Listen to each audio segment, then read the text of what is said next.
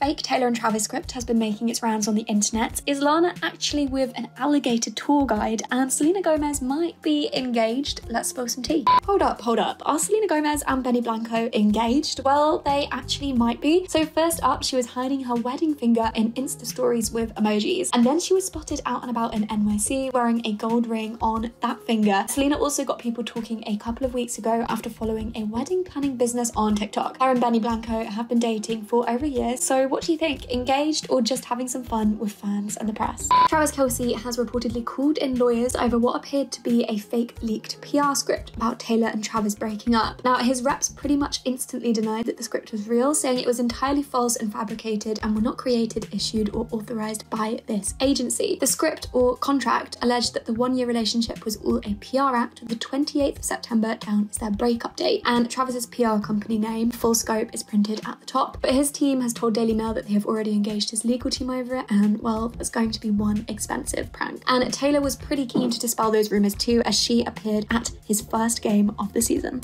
Well, it's happened. Charlie XCX announced that Brat's summer is officially over. But we're thinking, what happened to that one last remix? Are we not getting it? Did the other artists pull out? There are questions sadly only time will answer. Also, just in case you needed another reason to keep being Brat into the autumn season though, did you know if you're ever in the situation where you need to do CPR, you can do it listening to her song 360 because it has 120 beats per minute, the right tempo for hands-only CPR. I know 360 would defo resuscitate me. There you go, another reason to be Brat. Well, it turns out Lana actually is dating Mr. Alligator Tourman. Well, we think. It looks like she's messaged a few fan accounts on Instagram to explain that when she initially commented no, she was referring to some parts of the story that were incorrect, like the girl who claimed to be his daughter on Twitter. Commenting on one fan's Insta post where they ask other fans to be respectful and not make any hurtful comments, she said, "He's just a really good person, unlike many other people. He's very kind, very smart, and very caring." Is Jojo Siwa actually representing Poland in Eurovision, and is that even allowed? Well, Jojo has been saying she could be representing Poland in Eurovision, and her surname is actually Polish. She claims that she's over 50% Polish on her dad's side, which would technically allow her to represent the country. Jojo has been posting videos in which she teases appearing at Eurovision and apparently having some official meetings, but here is the thing. People in charge of Poland's Eurovision entry say they haven't spoken to her about it at all, and her management team has been approached for a comment. So maybe it was just a bit of wishful thinking from Jojo. I guess we'll have to wait and see what happens now.